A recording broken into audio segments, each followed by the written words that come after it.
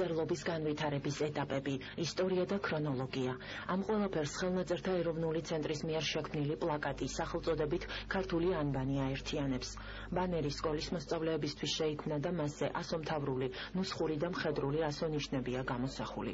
მასალა საინფორმაციო სახის ილუსტრირებული ხელნაწერებით ცენტრის საგამომცემლო ჯგუფმა გააფორმა. ჩემთვის საკმაოდ საინტერესო იყო, იმიტომ რომ მე არ ვარ სპეციალისტი ქართულ პალეოგრაფიისა და გარდა იმისა, რომ დიზაინერულად დიზაინის შევქმენი ამ პლაკატისა, ასევე ჩემთვის შემეცნებით და თვითონაც ქონა პლაკატზე მუშაობას, ბევრი რამ ვისწავლე კიდევაც. პლაკატი შეიცავს 3 სვეტს, პირველ სვეტში და ბოლო სვეტში, მესამე სვეტში მოცემული არის ინფორმაციული ბლოკები, ხოლო შუა სვეტში ანბანის ასოთა ჩამონათვალი.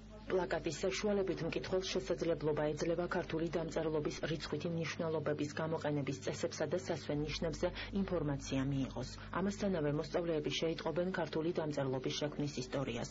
როგორც ხელნაწერთა ეროვნულ ცენტრში განმარტავენ, საგანმანათლებლო შემეცნებითი ღირებულებების მქონე პლაკატი სასწავლო სისტემაში მნიშვნელოვან წვლილს შეიტანს. Ini მასალა დაეხმარება, რა თქმა უნდა, ეს მხოლოდ ქართულს ეხება, მაგრამ თავისთავად ის ამას სახეობები წარმოიშვა, სახეობების წარმოშობას კიდე რაღაც გარემოებები უძღვება წინ და ამას თუ მოსწავლე გაიაზრებს და შესაბამის დავალებებით გააქტიურებს ბავშვებს საზღვაო პროცესში ჩართავს პედაგოგი, ეს იქნება ძალიან სასარგებლო. ახალი ანბანი განათლებისა და მეცნიერების სამინისტროს მხარდაჭერით გამოიცა და ყველა ზოგად საგანმანათლებლო დაწესებულებას გადაეცემა.